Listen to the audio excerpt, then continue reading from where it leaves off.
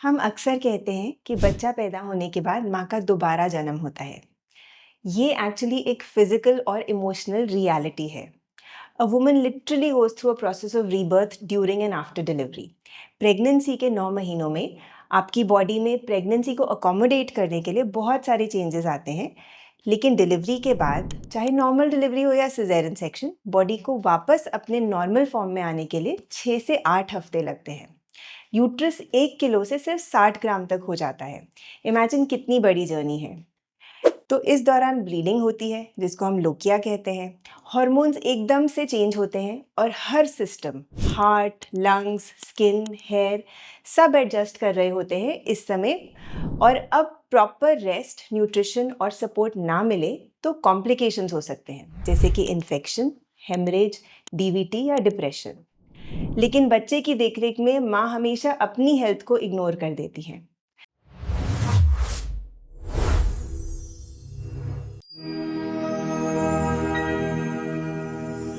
Hi, I am doctor आस्था दयाल और मैं C K Birla hospital Gurgaon में ऑब्स्टेट्रिक्स एंड गायनेकोलॉजी में डायरेक्टर हूँ। मैं एक हाई रिस्क प्रेगनेंसी स्पेशलिस्ट हूँ और रोबोटिक और लैप्रोस्कोपिक सर्जन हूँ। तो आज के वीडियो में हम बात करेंगे पोस्टपार्टम रिकवरी के सबसे इम्पॉर्टेंट पार्ट्स के बारे में, यानी कि रेस्ट, न्यूट्रिशन और सेल्फ केयर। और अगर आप या आपकी फैमिली में कोई न्यू मॉम है या आप बेबी एक्सपेक्ट कर रहे हैं तो प्लीज़ इस वीडियो को लाइक, शेयर और सब्सक्राइब करिए ताकि ये ज़रूरी बातें सब तक पहुंच सकें। Physical recovery, rest and support. सबसे पहले फिजिकल रिकवरी के लिए रेस्ट और न्यूट्रिशन, ये दोनों चीज़ें बहुत ज़रूरी हैं। और रेस्ट अभी मिलना मुश्किल होता है क्योंकि आप एक बच्चे का दिन रात ख्याल रख रहे हो और खुद भी डिलीवरी या सर्जरी से रिकवर कर रहे हो। आपको 8 घंटे की नींद ना तो अभी मिल सकती है, ना कुछ महीने और तक ऐसा होने वाला है। तो आपको तभी सोना होता है जब आपका बच्चा सो रहा हो। मैं ज़्यादातर अपने पेशेंट्स को यही बोलती हूँ कि जिस टाइम दिन के समय बच्चा सो रहा है, आप किसी और कमरे में जाके सो जाओ और अपने बच्चे को अपने घर वालों को पकड़ा दो ताकि वो उसका ख्याल रख सके। और जब बच्चे को भूख लगे, उसको फीड की ज़रूरत हो, तभी उसको आपके पास लेके आएँ और आपको जगाएँ।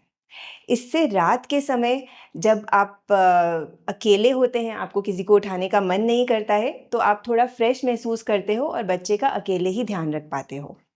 सेकेंडली, अपने घर के सारे काम दूसरे लोगों को डेलीगेट कर दो। आपका मेन काम है बच्चे को फीड करना, बच्चे की सारी रिस्पॉन्सिबिलिटी, आप ही बच्चे के प्राइमरी केयर गिवर हो। लेकिन आपका घर अच्छे से साफ नहीं हुआ या खाना अच्छा नहीं बना या कोई और घर की रिस्पॉन्सिबिलिटी, आपको नहीं फिक्र करनी है उसके बारे में। तो अभी आपकी प्रायोरिटी है अपना ख्याल रखना और अपने बच्चे का ख्याल रखना। अब आते हैं एडिक्वेट न्यूट्रिशन के ऊपर। दूसरी चीज़ ये है कि जब आप ब्रेस्ट फीड कर रहे होते हो तो आपको एक्चुअली ज़्यादा नरिशमेंट की ज़रूरत है। प्लस अब आप एक डिलीवरी या सिजेरियन से भी रिकवर कर रहे होते हो, तो पोस्ट सर्जरी भी आपको एडिक्वेट न्यूट्रिशन बहुत ज़रूरी है। अगर हम गाइडलाइंस की बात करें तो हम कहते हैं कि प्रेगनेंसी में आपको 300 एक्स्ट्रा कैलोरीज चाहिए होती हैं, लेकिन ब्रेस्ट फीडिंग के दौरान आपको 550 एक्स्ट्रा कैलोरीज चाहिए होती हैं, यानी कि ऑलमोस्ट डबल ऑफ प्रेगनेंसी। अब इसमें आपकी डाइट हाई प्रोटीन होनी चाहिए, आयरन होना चाहिए, कैल्शियम होना चाहिए, फ्रूट्स एंड वेजिटेबल्स होने चाहिए, मिनरल्स एंड वाइटामिन्स होने चाहिए। लेकिन मैंने ऐसा काफ़ी बार देखा है कि पोस्टपार्टम टाइम में मदर्स को घर वाले कुछ भी ज़्यादा खाने नहीं देते। उन्हें कहते हैं कि आप सिर्फ लिक्विड लो या सॉफ्ट डाइट लो क्योंकि आपको रिकवर होना है।